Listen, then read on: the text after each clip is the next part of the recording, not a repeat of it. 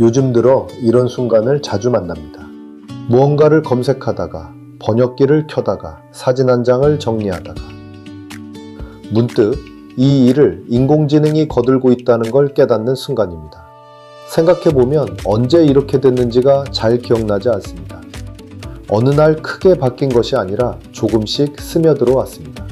그래서 우리는 인공지능이 들어와 있다는 사실조차 잘 의식하지 못합니다. 지난 5편에서 우리는 이 기계가 어떻게 만들어지는지를 봤습니다.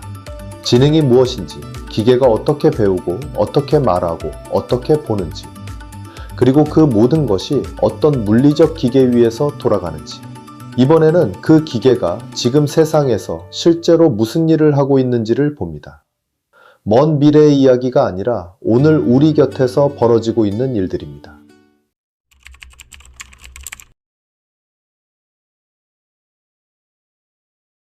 인공지능이라는 말을 들으면 우리는 흔히 어딘가 멀리 있는 무언가를 떠올립니다.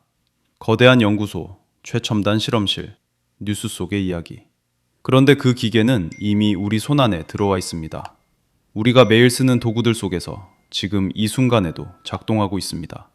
가장 먼저 바뀐 자리는 검색입니다. 얼마 전까지 검색은 이런 일이었습니다.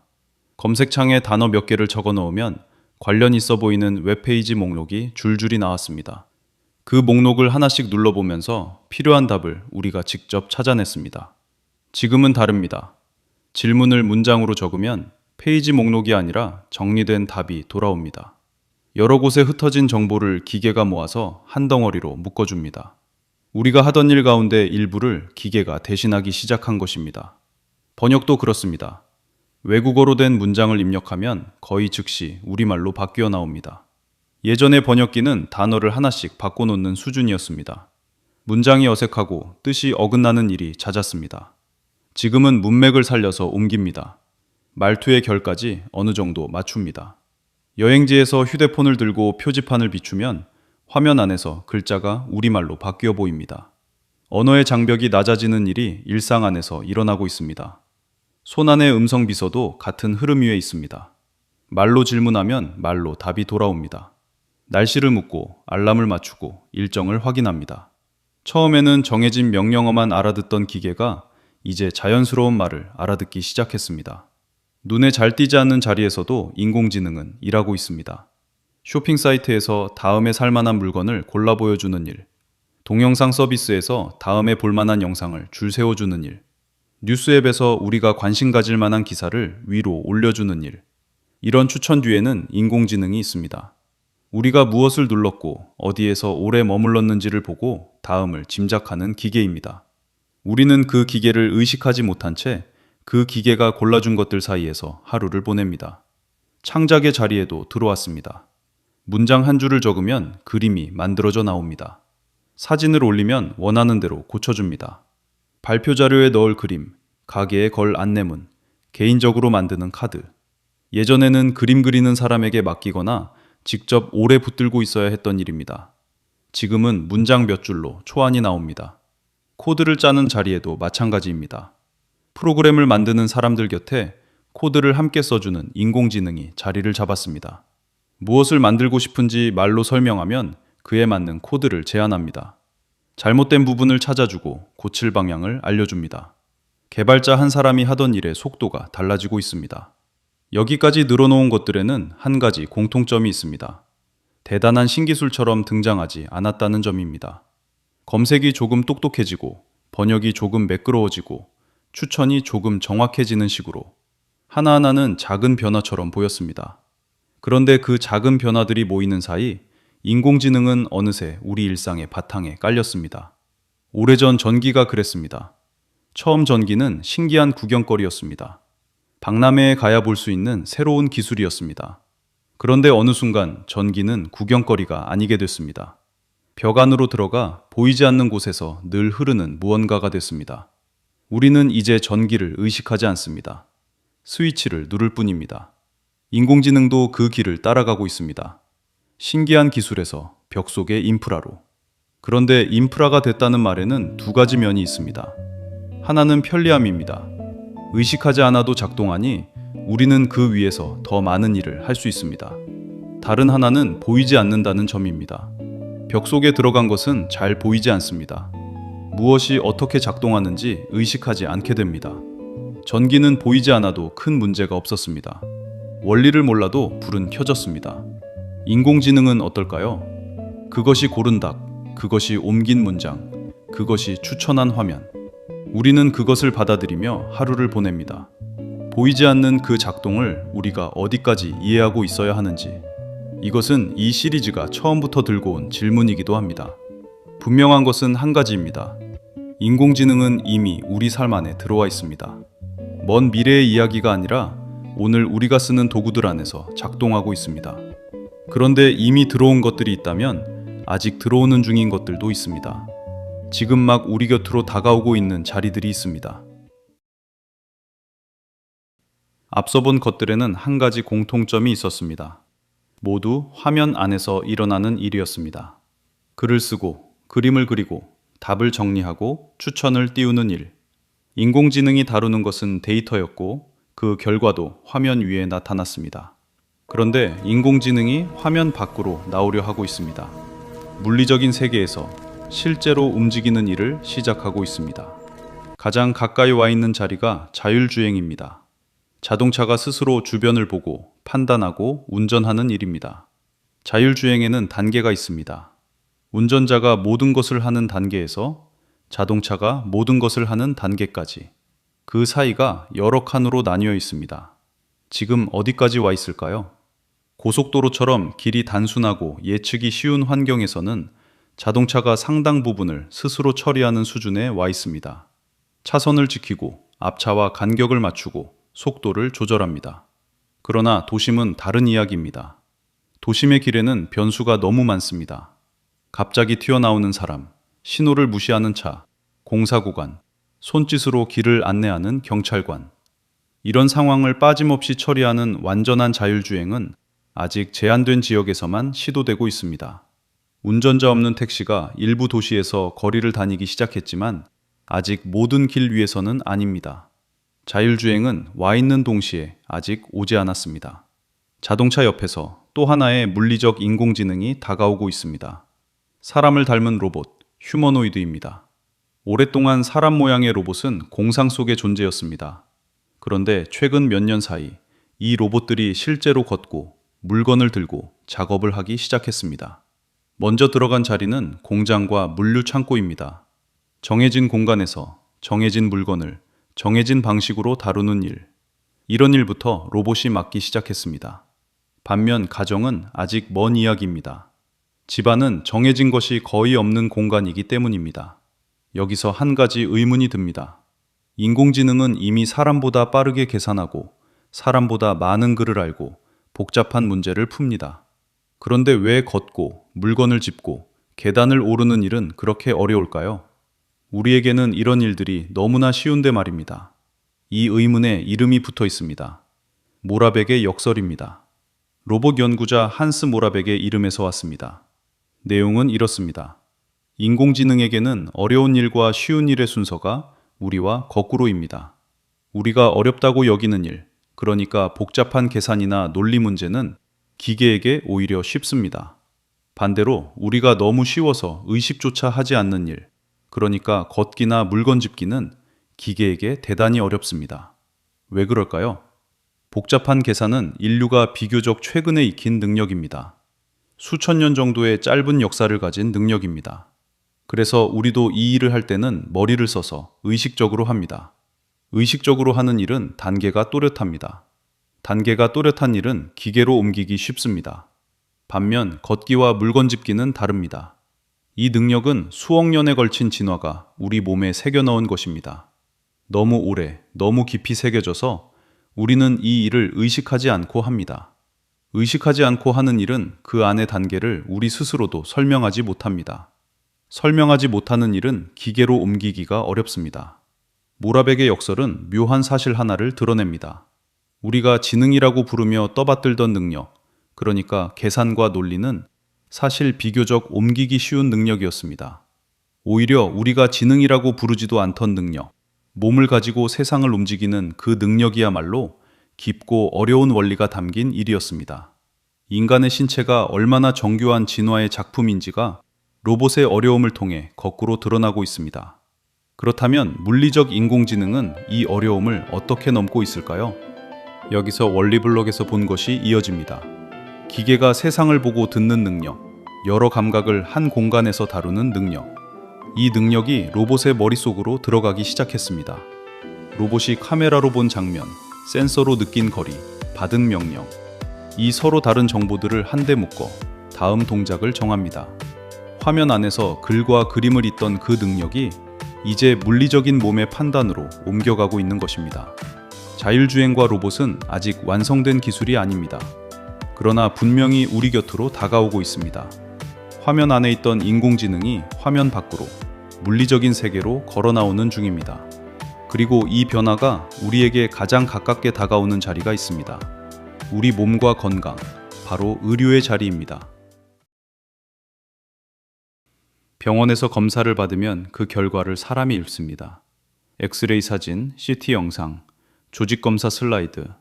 훈련받은 전문의가 그 이미지를 들여다보며 정상과 이상을 가려냅니다.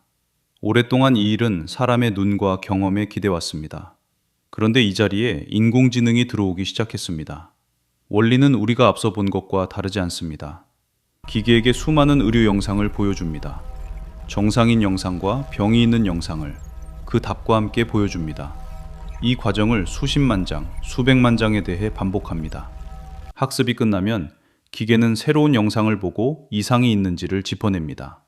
지금 이 기계는 일부 영역에서 전문의에 가까운 수준으로 영상을 판독합니다. 사람이 놓치기 쉬운 미세한 패턴을 잡아내기도 합니다. 특히 눈에 띄는 자리가 조기 발견입니다. 병은 일찍 찾을수록 다루기 쉽습니다. 문제는 초기의 병은 신호가 약하다는 점입니다. 너무 약해서 사람의 눈으로는 잘 보이지 않습니다. 인공지능은 이 약한 신호를 읽어내는 데 쓰이고 있습니다. 한 가지 예가 눈입니다. 망막을 찍은 사진 한 장 안에는 생각보다 많은 정보가 들어 있습니다. 망막의 혈관 상태를 보면 당뇨의 흔적이 보입니다. 심혈관 질환의 위험도 어느 정도 드러납니다.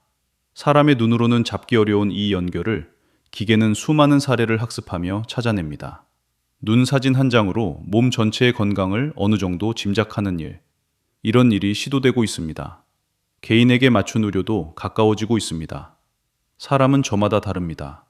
같은 병이라도 사람마다 다르게 나타나고 같은 약이라도 사람마다 다르게 듣습니다. 지금까지의 의료는 이 차이를 충분히 다루기 어려웠습니다. 평균적인 환자를 기준으로 삼을 수밖에 없었습니다. 인공지능은 한 사람의 유전 정보, 생활 습관, 검사 기록을 한꺼번에 살펴 그 사람에게 맞는 치료 방향을 찾는 데 쓰이기 시작했습니다. 평균이 아니라 바로 그 사람을 위한 의료로 가는 길입니다. 의료에서 인공지능이 만든 가장 큰 변화는 어쩌면 신약 개발의 자리에 있습니다. 새로운 약을 하나 만드는 일은 오래 걸리고 돈이 많이 들고 자주 실패합니다. 적게는 10여 년, 많게는 수십 년이 걸리기도 합니다.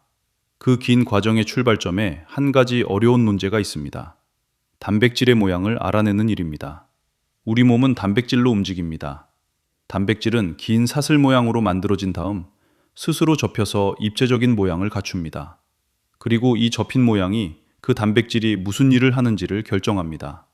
약을 만든다는 것은 이 단백질의 모양에 딱 맞물리는 물질을 찾는 일입니다. 그래서 단백질의 모양을 아는 것이 출발점입니다. 문제는 이 모양을 알아내기가 대단히 어려웠다는 점입니다. 긴 사슬이 어떻게 접힐지를 예측하는 일은 오랫동안 과학의 큰 난제였습니다. 하나의 단백질 모양을 알아내는데 몇 년이 걸리기도 했습니다. 그런데 인공지능이 이 문제를 풀었습니다. 알파폴드라는 이름의 인공지능입니다.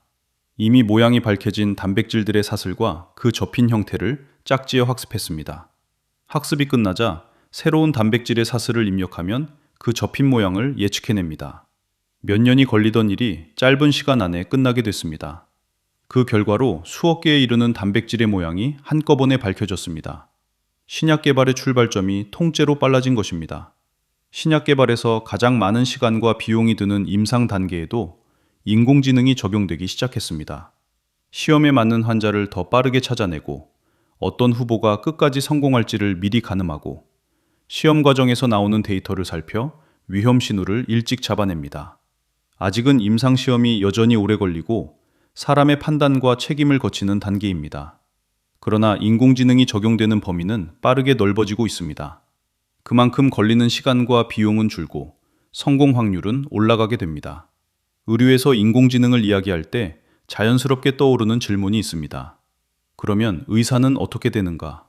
기계가 영상을 읽고 병을 짚고 약의 단서를 찾는다면 지금의 모습은 대체가 아니라 협업에 가깝습니다. 인공지능은 의사의 현미경 같은 도구가 되어가고 있습니다. 현미경은 사람의 눈을 대신하지 않았습니다.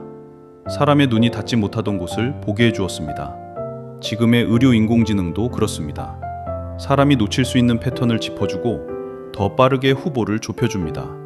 그러나 그 정보를 종합해 판단하고 환자에게 설명하고 책임을 지는 일, 이 일은 여전히 사람의 자리에 있습니다. 다만 인공지능이 의사의 영역으로 점점 깊이 들어오고 있는 것도 분명한 사실입니다. 지금은 협업이지만 그 끝이 어디인지는 다른 질문입니다. 이 질문은 시리즈의 마지막에서 따로 마주하게 됩니다. 지금 분명한 것은 이것입니다. 인공지능은 이미 우리 몸에 가장 가까운 자리까지 들어와 있습니다. 병을 찾는 일, 약을 만드는 일, 생명에 직접 닿는 자리에서 인공지능이 일하기 시작했습니다. 그리고 이 변화는 병원 안에만 머물지 않습니다. 연구실로, 공장으로, 사무실로, 세상의 더 넓은 자리로 퍼져나가고 있습니다. 과학은 오랫동안 한 가지 방식으로 움직여 왔습니다. 연구자가 가설을 세웁니다. 그 가설을 확인할 실험을 합니다. 결과를 보고 가설을 고치거나 새로 세웁니다. 이 과정을 묵묵히 반복하면서 과학은 앞으로 나아갔습니다. 그런데 이 과정에는 사람의 한계가 있었습니다. 한 사람이 떠올릴 수 있는 가설의 수는 많지 않습니다. 한 번에 해볼 수 있는 실험의 수도 정해져 있습니다. 인공지능이 이 자리에 들어오면서 달라진 것이 있습니다. 기계는 사람보다 훨씬 많은 후보를 한꺼번에 살펴볼 수 있습니다. 수천 가지, 수만 가지 가능성을 빠르게 추려냅니다. 연구자는 그 안에서 가능성이 높은 것부터 골라 실험합니다. 막막한 탐색의 상당 부분을 기계가 앞에서 줄여주는 것입니다. 새로운 재료를 찾는 일이 한 예입니다. 더 가볍고 튼튼한 금속, 더 효율이 좋은 배터리 물질, 더 잘 견디는 소재. 예전에는 이런 재료를 후보 하나하나 만들어 보며 찾았습니다. 긴 시간과 많은 비용이 들었습니다. 지금은 순서를 거꾸로 할 수 있습니다. 원하는 성질을 먼저 정해두고 그 성질을 가질 만한 재료를 기계가 거꾸로 찾아냅니다. 찾아낸 후보 가운데 유망한 것만 실제로 만들어 확인합니다. 수학에도 인공지능이 들어왔습니다. 수학은 사람의 순수한 사고 영역처럼 보입니다. 그런데 기계가 복잡한 증명의 과정을 돕고 사람이 미쳐보지 못한 규칙성을 제안하기 시작했습니다. 천문학에서는 망원경이 쏟아내는 방대한 관측 데이터를 기계가 분류하고 걸러냅니다. 사람이 평생 들여다봐도 다 못 볼 양의 데이터를 기계가 훑어서 의미 있는 것을 추려냅니다. 기후를 예측하는 모델에도 인공지능이 자리를 잡아가고 있습니다. 분야는 서로 다르지만 들어가는 자리는 비슷합니다. 사람이 다루기에 너무 많고 너무 복잡한 데이터. 그 앞에 인공지능이 서 있습니다. 산업의 현장도 바뀌고 있습니다. 공장에서는 기계가 설비의 상태를 실시간으로 살핍니다. 고장이 나기 전에 미리 신호를 잡아내 멈추기 전에 손을 보게 합니다. 물류에서는 수많은 짐이 오가는 경로를 인공지능이 짭니다. 어떤 순서로 어떤 길로 옮겨야 가장 빠르고 효율적인지를 계산합니다. 지식을 다루는 일자리에도 인공지능이 들어왔습니다. 금융에서는 방대한 거래 기록과 시장 정보를 분석하는 일에 쓰입니다. 법률에서는 산더미 같은 판례와 문서를 빠르게 검토하는 일에 쓰입니다. 교육에서는 학생 한 사람의 수준에 맞춰 설명을 바꿔주는 시도가 이루어지고 있습니다. 글을 쓰고 자료를 만들고 문서를 정리하는 일. 사무실에서 사람이 하던 이런 일들의 상당 부분에 인공지능이 손을 보태고 있습니다. 여기서 한 가지가 눈에 들어옵니다. 지금까지 기술혁명은 주로 몸으로 하는 일을 바꿔왔습니다. 산업혁명 때 공장에 기계가 들어와 사람의 근육이 하던 일을 대신했습니다. 그런데 이번에 인공지능이 들어오는 자리는 다릅니다. 연구실, 사무실, 병원, 머리로 하는 일, 그러니까 지식을 다루는 자리입니다. 도구가 손과 발을 확장하던 시대에서 도구가 머리가 하던 일에 손을 대는 시대로, 그 경계를 우리는 지금 지나고 있습니다. 그런데 지금까지 본 인공지능에는 한 가지 공통점이 있었습니다. 우리가 무언가를 시키면 인공지능이 그 일을 해주는 형태였습니다. 가설 후보를 추려달라고 하면 추려주고, 문서를 정리해달라고 하면 정리해주는 식입니다. 언제나 사람의 요청이 먼저 있었습니다. 그런데 인공지능이 이 형태에서 한 걸음 더 나아가려 하고 있습니다. 요청을 기다리는 것이 아니라 목표를 받아 스스로 일을 처리하는 쪽으로. 목표를 받아 스스로 단계를 밟아 일을 처리하는 인공지능. 여기에는 에이전트라는 이름이 붙어 있습니다. 이 에이전트가 어떻게 작동하는지는 앞서 한번 들여다본 적이 있습니다. 여기서는 그 작동이 우리가 일하는 방식을 어떻게 바꾸고 있는지를 봅니다. 지금까지 인공지능을 쓴다는 것은 대체로 한 번 묻고 한 번 답을 받는 일이었습니다. 질문을 던지면 답이 돌아옵니다. 그 답을 우리가 받아서 다음 일을 우리가 합니다. 인공지능은 한 단계를 도와주는 도구였고, 일의 흐름을 이어가는 것은 사람이었습니다. 에이전트는 이 관계를 바꿉니다. 한 단계가 아니라 여러 단계로 이루어진 일 하나를 통째로 맡길 수 있게 됩니다. 작은 가게를 하는 사람을 떠올려 보겠습니다. 새로운 메뉴를 하나 내놓는다고 해봅시다. 예전 같으면 이런 순서였습니다. 비슷한 가게들이 그 메뉴를 얼마에 파는지 알아봅니다. 재료비를 따져 가격을 정합니다. 안내문 문구를 씁니다. 메뉴판에 올릴 사진을 준비합니다. 가게 계정에 올릴 글을 따로 씁니다. 이 일들을 하나씩 사람이 직접 했습니다. 에이전트에게는 이 일을 묶어서 맡길 수 있습니다. 새 메뉴를 알리고 싶다는 목표를 주면 시세를 찾고 가격을 제안하고 문구와 사진과 게시글까지 한 묶음으로 만들어 옵니다. 사람은 그 결과를 보고 고치거나 결정합니다. 여기서 일의 모양이 달라집니다. 사람이 모든 단계를 직접 밟던 일에서 사람이 목표를 정하고 결과를 점검하는 일로 손이 하던 자리가 줄고 판단하는 자리가 늘어납니다. 이것은 작은 변화처럼 보이지만 일이라는 것의 무게중심이 옮겨가는 일입니다. 그리고 이 변화는 사무실의 모습도 바꿔놓을 수 있습니다. 여러 사람이 나눠 하던 일을 한 사람이 인공지능과 함께 처리하게 될지도 모릅니다. 결국 이 이야기는 일자리의 문제로 이어집니다. 가볍지 않은 문제이고 뒤에서 따로 깊이 다룰 자리가 있습니다. 물론 지금의 에이전트를 그대로 믿고 맡기기는 아직 이릅니다. 단순한 일은 잘 처리하지만 단계가 길고 복잡해지면 중간에서 어긋나는 일이 잦습니다. 그래서 사람이 결과를 들여다보고 손보는 과정이 여전히 함께 갑니다. 지금의 에이전트는 일을 통째로 가져가는 존재가 아니라 일의 초안을 통째로 만들어 오는 존재에 가깝습니다. 그래도 방향은 또렷합니다. 인공지능은 한 번 묻고 답하는 도구에서 목표를 받아 일하는 무언가로 옮겨가고 있습니다. 이 흐름이 어디까지 갈지는 아직 알 수 없습니다. 여기까지가 인공지능이 우리 삶에 들어온 지금까지의 모습입니다. 그렇다면 이 변화를 바탕으로 앞으로 인공지능이 우리에게 펼쳐놓을 일들을 상상해 볼 수 있습니다. 다음 편에서 그 이야기를 하겠습니다. 오늘 우리가 본 것은 인공지능이 지금 하고 있는 일들이었습니다. 검색과 번역, 자율주행과 로봇, 의료와 신약, 과학과 산업, 그리고 스스로 일하는 에이전트까지. 이 가운데 어떤 것은 이미 우리 손안에 있고 어떤 것은 아직 다가오는 중입니다. 이 편을 준비하면서 한 가지가 또렷해졌습니다. 인공지능을 이야기할 때 우리는 자꾸 먼 미래를 떠올립니다. 그런데 정작 큰 변화는 먼 곳이 아니라 지금 여기에서 일어나고 있었습니다. 병원에서, 연구실에서, 사무실에서, 그리고 우리 한 사람 한 사람의 일상에서. 원리를 알아본 5편과 그 원리가 세상에서 하는 일을 본 이번 편. 여기까지가 인공지능의 현재였습니다. 그렇다면 그 다음은 미래입니다. 지금 이만큼 와 있는 인공지능이 원리적으로 어디까지 갈 수 있는가? 다음 편에서는 아직 오지 않은 그 이야기를 함께 살펴보겠습니다. 오늘은 여기까지입니다.